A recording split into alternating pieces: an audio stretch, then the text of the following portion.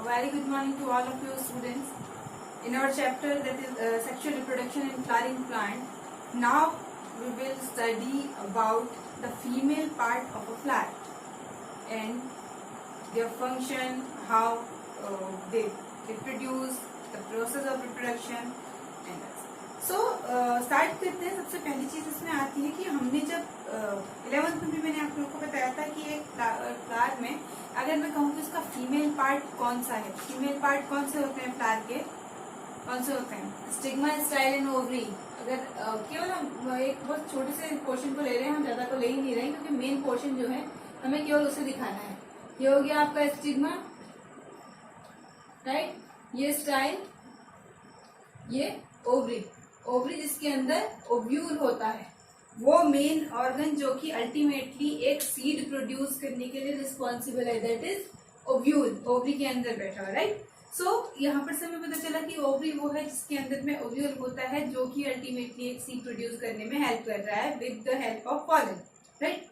सो अगर हम बात करते हैं कि जैसे हमने पूरे मेल पार्ट को हम एक वर्ड में कह देते थे एंड्रोशियम, राइट। सेम वे में जब हम एक फीमेल पार्ट की बात करते हैं कंप्लीट, ये जो स्टिग्मा, स्टाइल एंड ओवरी मिला के कंप्लीट बन रहा है इसको, सो इसको हम कह सकते हैं गायनेशियम। सो गायनेशियम किसी भी फ्लावर में वो कितने प्रेजेंट हैं, उनके वो अरेंज कैसे हैं, इसके बेस पे इनके कुछ टाइप्स हो जाते हैं, ठीक। तो सबसे पहला होता है जो हम इसको अगर कैटेगराइज कर रहे हैं तो पहले हम कह देंगे मोनोकापिलरी एंड मल्टीकापिलरी। मोनोकापिलरी क्या हुआ? मोनोकापिलरी मतलब एक फ्लावर में केवल एक गायनेशियम प्रेजेंट रहेगा, यानी कि जो मैंने ये सेट बनाया है ये केवल एक सेट प्रेजेंट रहेगा, ओके। तो इसे हम कह देंगे मोनोकापिलरी। उसके बाद सेकंड आता है दैट इज जब क्या हो कि जो ये गायनेशियम वाला पोर्शन है, यानी कि जो स्टिग्मा, स्टाइल एंड ओवरी वाला पोर्शन है, ये एक ना हो के एक से ज्यादा हो, दैट इज मल्टीकापिलरी। तो मोनोकापिलरी एंड मल्टीकापिलरी ये दो टाइप हो गए। अगर हम केवल इस बेस पे देख रहे हैं कि इसमें फीमेल रिप्रोडक्टिव पार्ट जो होते हैं वो कितने हैं, राइट। इसके बाद हमने कह दिया मल्टीकापिलरी हो सकता है। अब मल्टीकापिलरी में भी वो जो ये फीमेल रिप्रोडक्टिव पार्ट है वो किस टाइप से अरेंज्ड है उसके बेस पे अगेन हम इसको डिवाइड कर सकते हैं। सी ये क्वेश्चन ऐसा नहीं है कि आपको किसी लॉन्ग आंसर क्वेश्चन में आपका ये एक लाइन का आंसर है, नहीं, बट ये एक सिंगल वर्ड में आ सकता है कि मोनोकापिलरी क्या है या मल्टीकापिलरी क्या है, या उससे भी बड़ी बात आ गया कि हिबिस्कस के प्लांट में कैसा मिलता है, मोनोकापिलरी या मल्टीकापिलरी क्या होता है। सो इस टाइप से घुमा किया 1 मार्क्स वाले में ये क्वेश्चन आ सकते हैं, इनकी पॉसिबिलिटी है। और मोरओवर इस साल क्योंकि बोर्ड ने आपका कोर्स सिलेबस बहुत घटा रखा है, मोस्ट प्रोबेबली जो कि उत्तराखंड बोर्ड भी करने वाला है, तो उसके कारण आप लोगों का ज्यादा डिटेल में तो आएगा, राइट। तो अब हम कह रहे हैं कि जो मल्टीकापिलरी है उनमें क्या क्या, मतलब अगर हम कैटेगराइज कर रहे हैं तो वो कैसे हो सकते हैं। तो उसमें फर्स्ट हो सकता है आपका सिनकार्पस। सिनकार्पस का मीनिंग होता है जिसमें क्या हो रहा है कि जो पिस्टल्स हैं वो फ्यूज जो है आपस में बिल्कुल फ्यूज्ड वे में रहेंगे। लाइक आपकी बुक में स्ट्रक्चर बना भी है इसका, इससे पिस्टल्स क्या हो रही हैं, सब आपस में फ्यूज दिख रही हैं आपको, सारे के सारे इस टाइप में अगर आपको नजर आए सारे के सारे एक साथ फ्यूज्ड रहे तो उसको हम क्या कह देते हैं, उसे कहा जाता है सिनकार्पस। दूसरा हो सकता है एपोकार्पस, जिसमें कि क्या होता है वो फ्यूज नहीं होते हैं, वो फ्री रहते हैं, वो आपस में एक दूसरे से जुड़े हुए नहीं रहते, फ्री रहते हैं। इसका जो आपको डायग्राम दे रखा है आपकी बुक में देख लीजिएगा, पेज नंबर दैट इज 25 में आपको वो दिख जाएगा, ओके।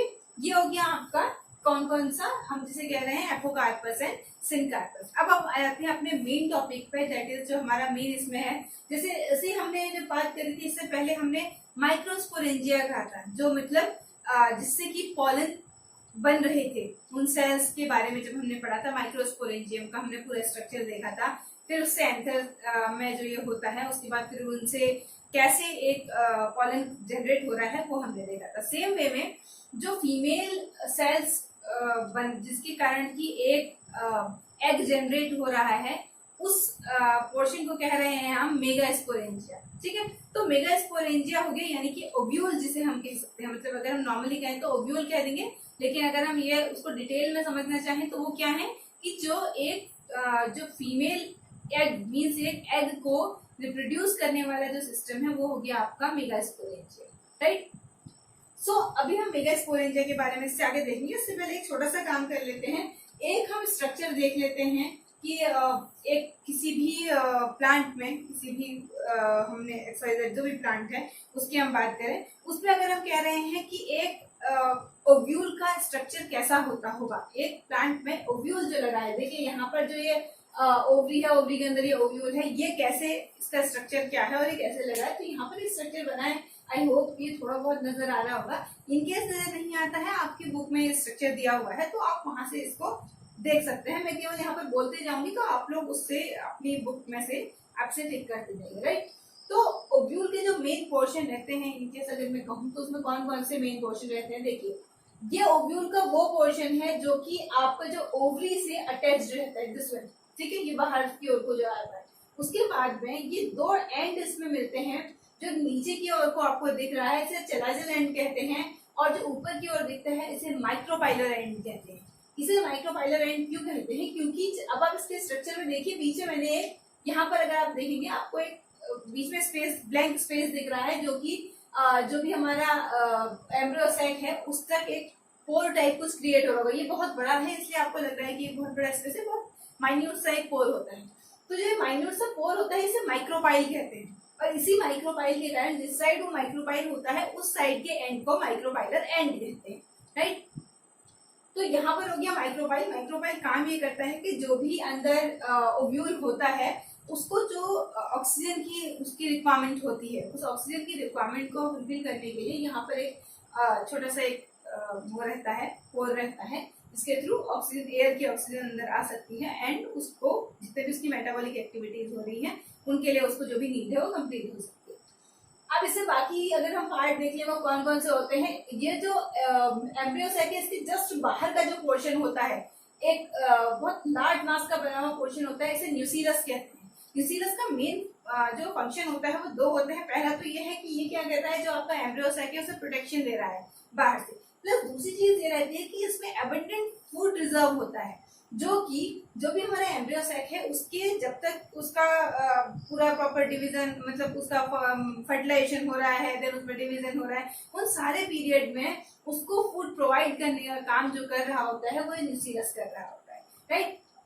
उसके बाद न्यूसीरस के जस्ट बाहर आप देखेंगे जो आपको एक फिंगर लाइक प्रोजेक्शन दिख रहा है अंदर की ओर वाला, इसे हम कह दे रहे हैं इनर इंटेग्यूमेंट, और जो बाहर की साइड दिख रहा है उसे हम कह दे रहे हैं आउटर इंटेग्यूमेंट, ठीक है। ये हो गया आपका मेन एक जो हम कह रहे हैं एक ओव्यूल के स्ट्रक्चर के बारे में। अब हम इस ओव्यूल के स्ट्रक्चर में अब आते हैं थोड़ा सा डिटेल में, जहां पर हम बात कर दे रहे हैं सीधे से मेगास्पोरेंजिया की, यानी कि एक ओव्यूल जिससे कि एक ओवा जनरेट हो रहा है।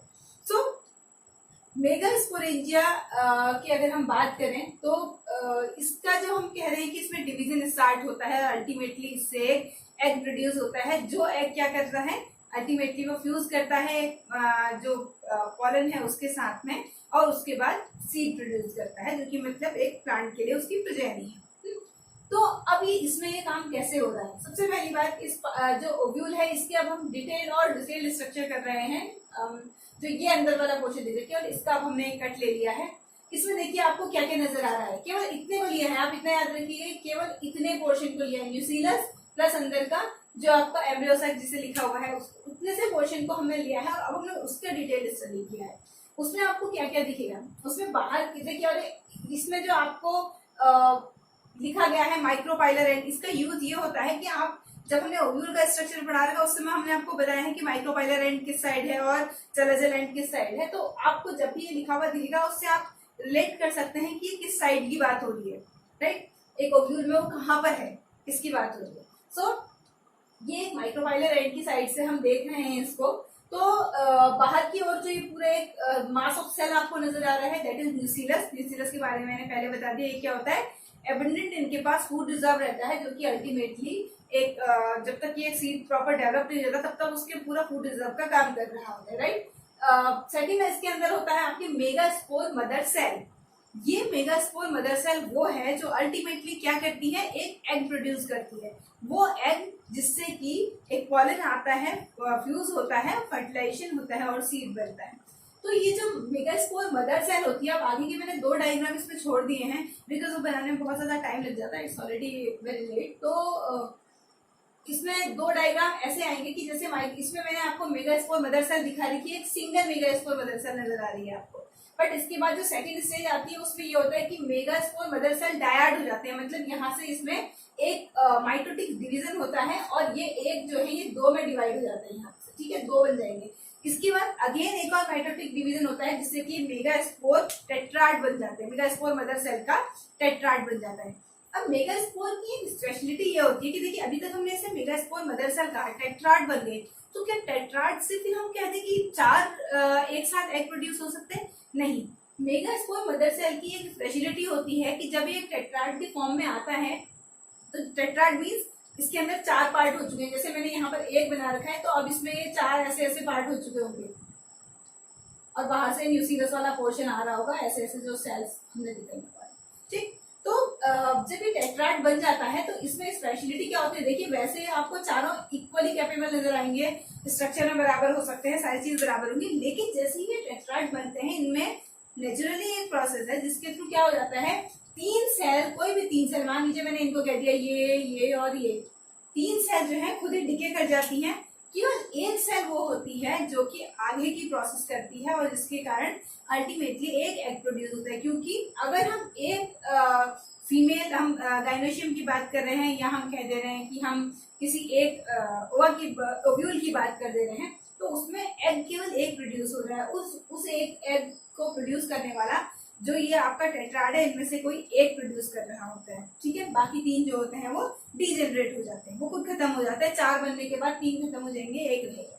अब जो मेगास्पोर टेट्राड में से जो भी एक सेल बचा है, अब उस सेल का आगे का प्रोसेस हो रहा होता है यहाँ पर, उस सेल का आगे का प्रोसेस क्या होता है, ये सेल जो अभी आपको उसके अंदर एक सिंगल न्यूक्लियस दिख रहा है, एक सिंगल सेल है वो, अब इसमें अगेन क्या होगा, यहाँ पर माइटोटिक डिवीजन हुआ है, दो सेल बनी और दोनों अपोजिट पोल में चले गई है। देखिए 11th में आप लोगों को मैंने माइटोसिस मियोसिस पढ़ा रखा है, पोल्स वहां पर बता रखे हैं, याद ना हो तो 11th की बुक उठाओ देखो उसे, ठीक है।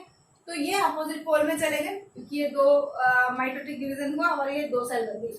अब इनमें अगेन ये अपोजिट पोल में चले भी गए, फिर से इनमें माइटोटिक डिवीजन हो जाएगा, ऊपर वाले से भी दो सेल बन गई, नीचे वाले से भी दो सेल बन गई, यानी कि ये हो गई आपकी 2 सेल स्टेज,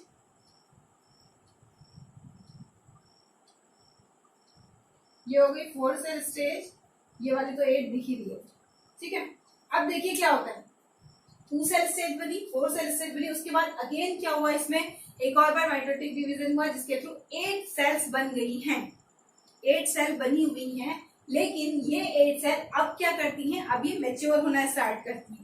मैच्योर होने की जो इनकी सीरीज होती है उसमें एक स्पेशलिटी, बहुत स्पेशल इसका एक फंक्शन है, वो क्या होता है कि इन 8 सेल्स में से 3 सेल तो आपकी चले जाती हैं माइक्रोपाइलर एंड की ओर को, ठीक है, 3 सेल चले गई माइक्रोपाइलर एंड की ओर को जो कहलाती है सिनर्जिड्स, ठीक।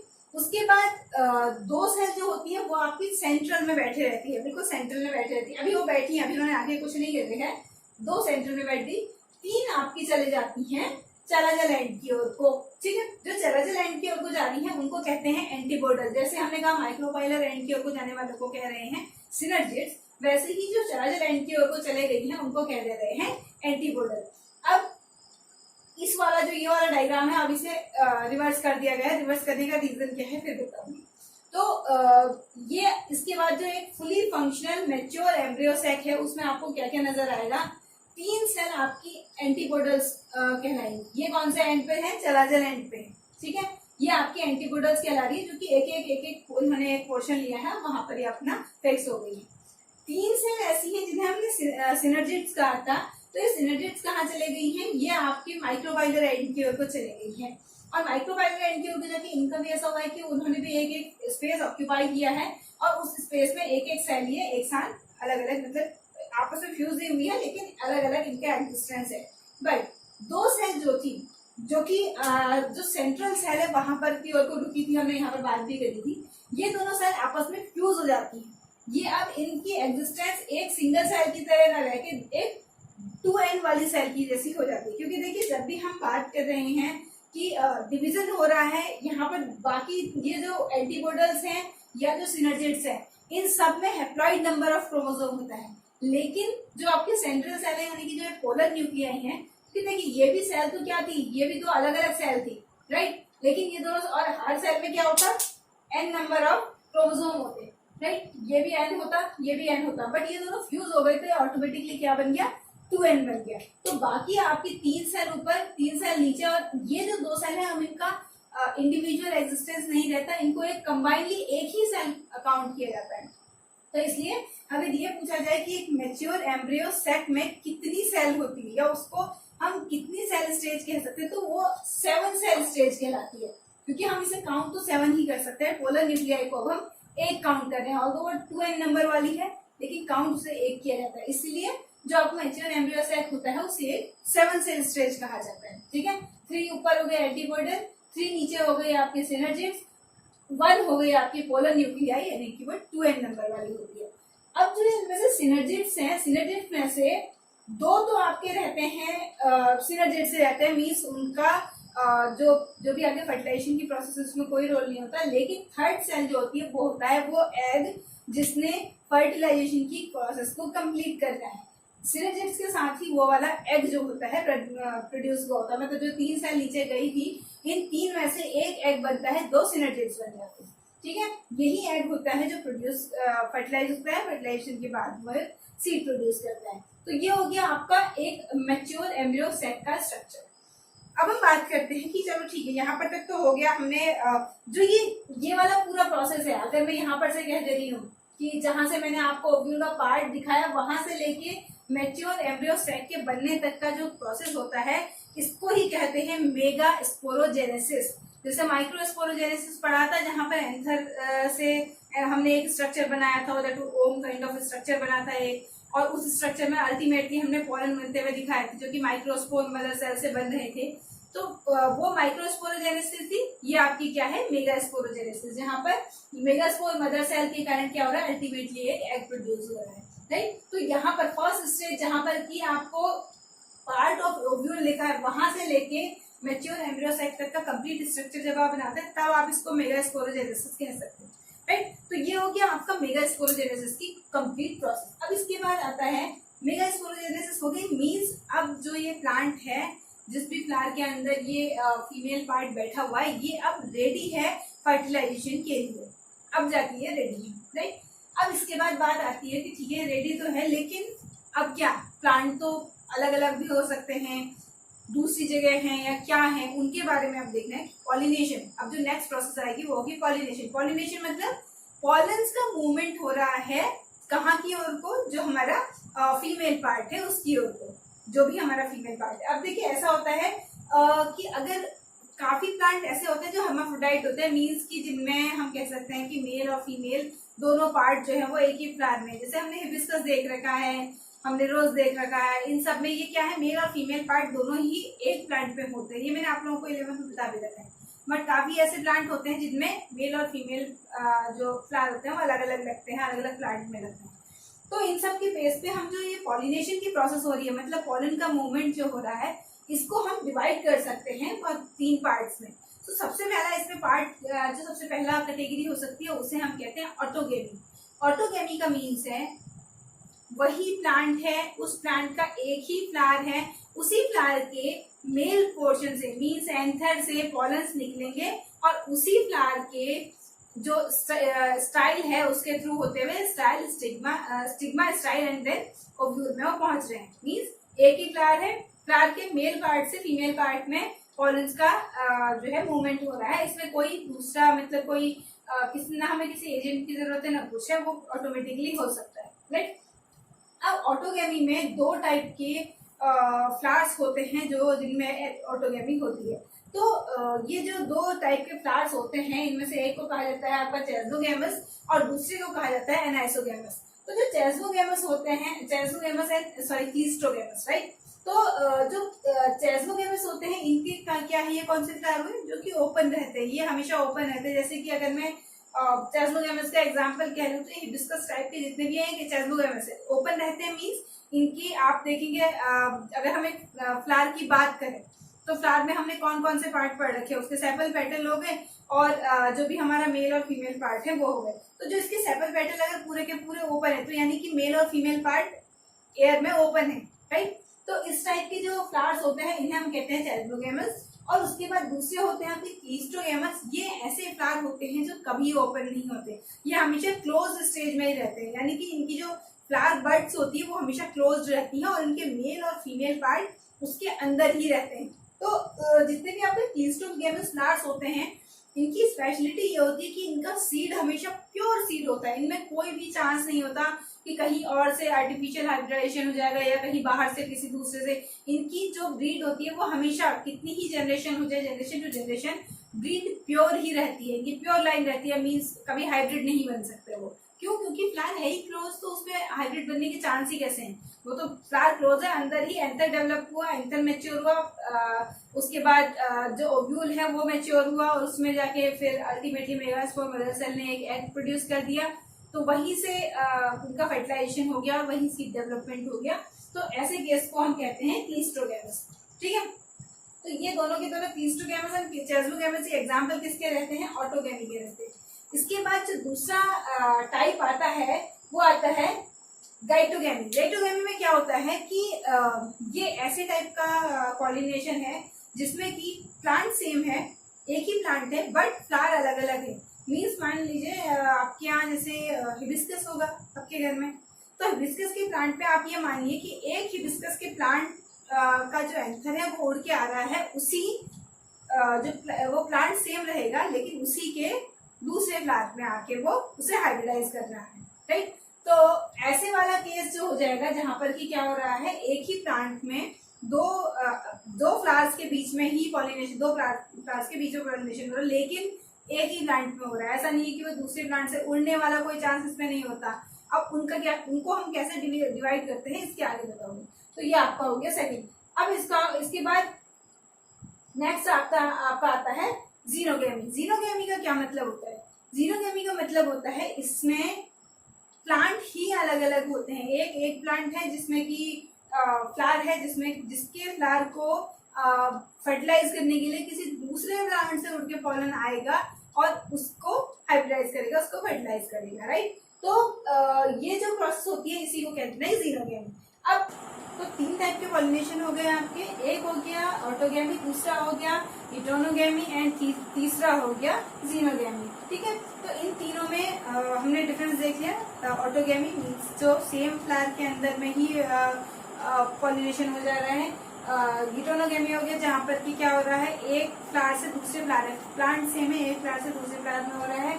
तीसरा हो गया जीनोगैमी जिसमें कि प्लांट ही दोनों अलग अलग है। राइट, तो अब हम बात करते हैं कि ठीक है ऑटोगैमी के लिए तो हमने कहा कुछ नहीं चाहिए, उसी का मेल पार्ट भी उसी में, फीमेल पार्ट भी उसी में। स्पेशली इन केस ऑफ क्लीस्टोगैमस तो हमें किसी की जरूरत नहीं है, ना किसी एबायोटिक एजेंट की, ना बायोटिक एजेंट की। But rest of the cases में हमको कुछ एजेंट्स की जरूरत पड़ती है। एजेंट्स मतलब जो कि इस पॉलिनेशन की प्रोसेस में हेल्प कर रहे होते हैं। राइट, तो उन एजेंट्स को हम दो कैटेगरी में बांट सकते हैं। एक हो सकते हैं एबायोटिक एजेंट, दूसरे हो सकते हैं बायोटिक एजेंट्स। अब हम बात करते हैं कि एबायोटिक एजेंट हम किन्हें कहते हैं। तो एबायोटिक एजेंट का मतलब हो गया एबायोटिक, जिनमें की लाइफ नहीं है लेकिन वो लाइफ के लिए एसेंशियल है। लाइक वाटर हो गया, एयर हो गया, इनमें खुद में लाइफ नहीं है लेकिन वो ना हो तो हमारी लाइफ नहीं हो सकती। राइट, तो ये हो गए वो एबायोटिक एजेंट जिनकी हेल्प से पॉलिनेशन होता है। कैसे होता है? एयर की हेल्प से। आप में से अधिकतर लोग किसी न किसी हिली रीजन से बिलोंग करते हैं, तो आप लोगों ने एक चीज नोटिस कर रखा होगा कभी भी कि और कोई पाइन ट्री सबने नोटिस किया होगा। पाइन ट्री में जब मार्च के टाइम पे पाइन ट्री में पॉलिनेशन स्टार्ट होता है। राइट, तो वो पॉलिनेशन आप कैसे समझ सकते हैं? आप लोगों ने खेल में तो ये किया होगा, हो सकता है उसको किसी ने, हो सकता है या डेफिनेटली आप लोगों ने नोटिस नहीं किया होगा। तो अगर आप जो पाइन ट्री होता है उसकी जहाँ पर पत्तियां सा मतलब पेड़ की जहाँ की और कोई पत्तियां नजर आ रही है उन पे आप कोई पत्थर मार के देखना, तो उससे ना एक ग्रीनिश कलर का आपको धूल उड़ते हुए नजर आती है। तो बड़ा इंटरेस्टिंग लगता है, सभी ने करा होता है, मैंने तो करा ही था, फिर मैंने खेल रखा है काफी। तो इसके कारण क्या होता है, ये जो ग्रीनिश कलर में उड़ रहा होता है वो होते हैं उस जो पाइन ट्री है उसके पॉलन से ही उनको वो पॉलन से उड़ रहे होते हैं। अब ये तो हमने जबरदस्ती उनको पत्थर मार के उड़ा दिया, अदरवाइज एयर की प्रेजेंस में, जैसे एयर पहाड़ों में तो हिली एरियाज में अच्छी खासी एयर चलती है, तो वो उस एयर के साथ में धीरे धीरे करके, एक बहुत लार्ज मास में नहीं, धीरे धीरे करके वो ट्रांसफर होते रहते हैं और एयर से के थ्रू वो गए और दूसरे प्लांट पे, दूसरे पाइन ट्री के प्लांट में जाके वो कहाँ पर उसके जो फीमेल पार्ट है उसमें जाके वो फर्टिलाइजेशन का काम करते हैं, राइट। दूसरा जो हमारा एबायोटिक एजेंट है दैट इज वाटर। वाटर के थ्रू कैसे होता है, क्योंकि काफी ऐसे प्लांट होते हैं जो कि किसी वाटर वाले वाटर बॉडीज के आसपास में उग रहे होते हैं या फिर वाटर के अंदर ही होते हैं। उन सब के जो भी पॉलेंस होते हैं वो वाटर के थ्रू ही एक इस प्लेस से दूसरे प्लेस में ट्रांसफर हो रहे होते हैं, ठीक है। तो ये दोनों हो गए आपके एबायोटिक एजेंट। तीसरा आता है बायोटिक एजेंट। बायोटिक एजेंट हो गए जितने भी टाइप के आप पूरे के पूरे एनिमल किंगडम को उठा लीजिए, पूरे एनिमल किंगडम के मैक्सिमम मेंबर्स जो है वो किसी न किसी टाइप से पॉलिनेशन में हेल्प कर रहे होते हैं, राइट। अब वो हेल्प कैसे कर रहे होते हैं, और कुछ नहीं तो आप लोगों ने जैसे हम यही की बात कर ले तो यहाँ पर आम के पेड़ों में कुछ बहुत ढेर सारी मधुमक्खियां टाइप की लगी हुई देखी होंगी जब आम में पॉलिनेशन हो रहा होता है। मैंगो ट्री में जिस टाइम पे पॉलिनेशन होता है हर किसी ने देखा होगा उसमें बहुत मक्खियां और अलग अलग टाइप के कीड़े उसमें लगे रहते हैं, बट कभी नोटिस किया है वो कुछ नहीं कर रहे होते, नुकसान कुछ नहीं कर रहे होते। तो वो क्या कर रहे हैं, नेचर ने बना ऐसा रखा है कि जो भी ये पॉलेंस होते हैं, जहां पर भी पॉलेंस बन रहे होते हैं, उनके पास में नेक्टर जरूर बन रहा होता है। नेक्टर मतलब एक टाइप का शहद जैसा समझिए, कोई मीठी मीठी सी चिपचिपी सी या कोई बहुत तेज स्मेल वाली चीज उसमें बन रही होती है।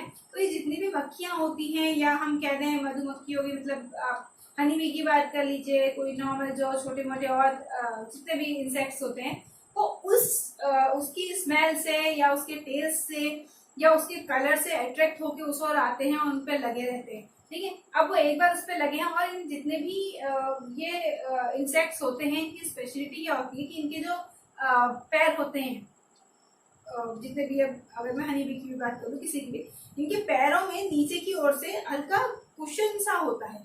तो वो कुशन इसलिए होता है कि वो जहां पर भी जाए वहां पर अटका सके, अपने को रोक सके, इसके लिए वो कुशन टाइप का स्ट्रक्चर इनमें होता है।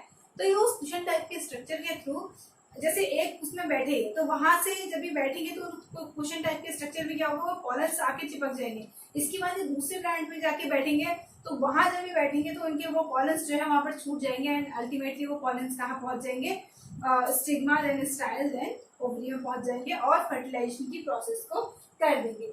इसके साथ में एक और चीज होती है, कई बार नेचर ने कुछ ऐसे प्लांट्स भी बना रखे हैं जो मीन्स काफी ऐसे हैं, हर कोई नहीं कह सकते हैं कि वो ऑल्दो ये पॉलिनेटिंग एजेंट बन के इन प्लांट्स को हेल्प कर रहे हैं, लेकिन प्लांट्स में उनको कैसे ना कैसे हेल्प कर रहे होते, दैट इज वाई वो हेल्प कर रहे हैं ना, वन साइडेड हेल्पिंग नहीं चल रही है यहाँ पर। लाइक हमने इंसेक्ट की बात करी, ये क्यों आ रहे होते हैं, ये कोई पॉलिनेशन करने के काम के लिए थोड़ी ना आते हैं, ये आते हैं वहां से नेक्टर लेने के लिए, ठीक है। जो भी उसमें नेक्टर इनको मिल रहा होता है उस नेक्टर को लेने के लिए आ रहे होते हैं। दूसरी चीज होती है, काफी ऐसे प्लांट्स हैं जिनमें कि जो कि किसी भी टाइप से जो ये कुछ ब्रीड्स होती हैं इंसेक्ट्स की, उनको उनके जो उनके एग वो ले करते हैं, उनके एग को वो उस प्लांट में उसमें ले कर देते हैं सो दैट कि वो वहां पर सेफ रहे, ठीक है। तो इस तरह से वो भी हेल्प कर देते हैं। लाइक इसमें एक एग्जाम्पल है जो कि वर्ल्ड के टॉलेस्ट फ्लावर का एग्जाम्पल है, दैट इज एमरफोफेलस। एमरफोफेलस ये वर्ल्ड का टॉलेस्ट फ्लावर माना जाता है और इसमें स्पेशली 6 to 8 फीट हाइट का होता है। अब आप खुद समझ लीजिए कितना लंबा वो केवल एक फ्लावर होता है। और बहुत से इंसेक्ट्स एंड इवन कितनी बर्ड्स ऐसी होती है जो इनमें अपने इस फ्लावर के अंदर अपने एग लेकर के चले जाती है, मीन्स क्योंकि उनके लिए वो सेफेस्ट प्लेस है, फ्लावर है उसके अंदर में उन्होंने एग लेकर दिया तो उनके लिए वो फ्लावर सेफ जगह हो गई और उसके साथ तो उस फ्लावर का पॉलिनेशन भी उसके साथ में हो जाता है। तो इस टाइप से ये पॉलिनेटिंग एजेंट जो है वो जहाँ ये पॉलिनेशन में हेल्प कर रहे हैं वहीं पर कहीं ना कहीं किसी न किसी तरीके से जो भी प्लांट्स हैं वो भी उनको उनके लाइफ स्पैन में हेल्प कर रहे हैं। तो ये हो गया हमारा आज का जो हम अभी तक पढ़ रहे हैं, मीन्स अभी तक आज के लिए हम यहीं पर एंड करते हैं। पहले आप लोग इसको समझिए, उसके बाद जाके हम इसके आगे की कुछ और टर्म्स को पढ़ेंगे। मीन्स की आर्टिफिशियल पॉलिनेशन होता है, आर्टिफिशियल हाइब्रिडाइजेशन होता है, वो सारे टर्म्स हम अपने नेक्स्ट लेक्चर में पढ़ेंगे। Till then, stay home, stay safe and continue reading. Have a good day.